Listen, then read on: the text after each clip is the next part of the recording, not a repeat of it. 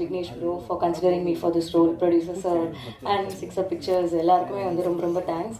இந்த படம் வந்து மார்ச் 29 ரிலீஸ் ஆகுது. அண்ட் ஆக்சுவலி நான் கதை வந்து 2 வாட்டி கேட்டேன். ஃபர்ஸ்ட் டைம் சொல்லும் போது எனக்கு வந்து ஐயோ நம்ம போய் மாட்டணும்னா என்ன ஆகும் அந்த மாதிரி யோசித்தேன். அதுக்கப்புறமா அவரோட திட்டம் 2 பார்த்தேன். பார்க்கும்போது தான் ஓகே இவரோட ஸ்டோரி டெல்லிங் ஸ்டைல் இந்த மாதிரி இருக்குது. பட் அல்டிமேட்லி எண்டில் வந்து ரொம்பவே ஒரு நல்ல நோட்டில் தான் வந்து எண்ட் ஆகுது அப்படின்னு சொல்லிட்டு ஐ ரெக்வஸ்டட் எனக்கு இன்னும் ஒரு வாட்டி நரேஷன் பண்ணுறீங்களா அப்படின்னு. ரொம்ப ஸ்வீட்டாக ஹி நரேட்டட். அண்ட் அப்போ தான் எனக்கு ஆக்சுவலி என்ன சொல்ல வராருங்கிறதே எனக்கு புரிஞ்சுது.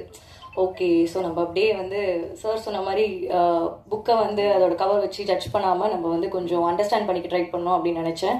அண்ட் என்னோட போர்ஷன்ஸ் வந்து எனக்கு ரொம்ப பிடிச்சிருக்கு. இன்னும் நான் மற்றவங்க போர்ஷன்ஸ் பார்க்கல. பட் எனக்கு விக்னேஷ் ப்ரோ மேலே ரொம்பவே நம்பிக்கை இருக்குது. கண்டிப்பாக இது ஒரு சோஷியலி ரெஸ்பான்சிபிள் ஃபிலிமாக தான் வந்து இருக்கும். ஸோ ட்ரெய்லரை பார்த்து யாரும் ஐயோ அப்படின்னு நினச்சிட வேண்டாம். கண்டிப்பாக I believe it will be a very responsible film. So கண்டிப்பாக